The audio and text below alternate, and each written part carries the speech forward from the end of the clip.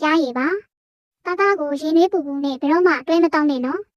ရင်နှွေးပူကတာတာထဲမှာရှိတဲ့အင်ဇိုင်းတွေကိုပျက်စီးစေပြီးအစိတ်အတောက်ဖြစ်စေနိုင်လို့ပါတာတာကတံမြာရည်ပါသွားတိုက်ပြီးချင်းတာတာကိုချက်ချင်းမတောက်ပါနဲ့သွားတိုက်စီတွေကဓာတုပစ္စည်းတွေနဲ့တာတာရဲ့အစစ်တက်ကဓာတ်ပြုတ်ပြီးအစာအိမ်ကိုဒုက္ခပေးမှဆိုလို့ပါတာတာကနေမော်တီးပါထမင်းစားပြီးချင်းမစားပါနဲ့ဦး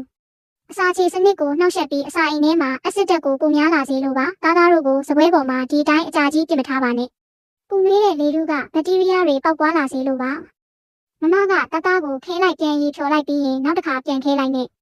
အဲ့လိုလုပ်တိုင်းရေခဲတွေကတာတာရဲ့အသားမြင်တွေကိုပျက်စီးစေတယ်အဲ့ဒါကြောင့်တာတာက6ကက်ကက်ကြီးဖြစ်သွားတာအရေးရှမ်းမနေတော့တာပြီးတော့ချက်တဲ့အခါမှာလည်းမချက်တာတွေဖြစ်ရတာပေါ့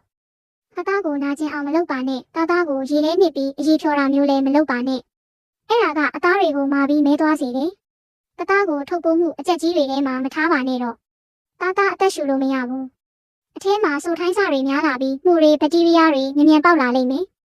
တာတာကိုရေခဲတစ်တာထဲထည့်မထားပါနဲ့အေးတက်ကအခွန်လေးကိုမဲသွားစေတယ်ပြီးတော့ပုံမြန်ပုတ်သွားလိမ့်မယ်တာတာကခရမ်းချင်ပြီးရေခဲတစ်တာထဲမှာမနေချင်ဘူးရေခဲတစ်တာထဲမှာဆိုရင်6ကက်ကက်နဲ့အရသာမရှိတဲ့အဖက်ကြီးဖြစ်သွားတာတာတာကချိတ်ပါတာတာကိုမထုတ်ဘူးပဲထားတဲ့အခါရေခဲတစ်တာထဲကတခြားအနှံ့သက်တွေနဲ့ဆိုထိုင်းစာတွေကိုတာတာကစုပ်ယူမိပြီးအသားတွေတဖြည်းဖြည်းပျက်စီးသွားစေလို့ပါတာတာကိုဘာမှမထုတ်ဘူးပဲရေခဲတစ်တာထဲမထည့်လိုက်ပါနဲ့အေးမိတဲ့အခါအသားတွေကနေနဲ့တက်ပြုတ်ပြီးခဏလေးနဲ့ညိုမဲသွားလို့ပါ